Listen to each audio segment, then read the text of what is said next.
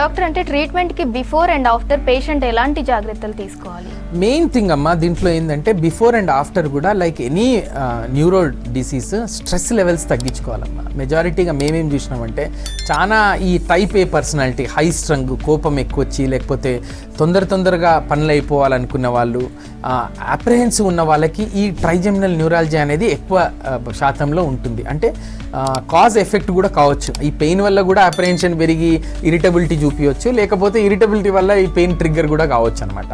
So అది main ప్రప్రదంగా. రెండోది ఏంటంటే ట్రైజెమినల్ న్యూరాలజీతో సఫర్ అయిన వాళ్ళు చల్ల పదార్థాలు అంటే కోల్డ్ డ్రింక్స్ కానీ లేకపోతే కోల్డ్ వెదర్ కానీ ఏసీ డైరెక్ట్గా కింద కూర్చోవడం ఇవన్నీ అవాయిడ్ చేయాలన్నమాట.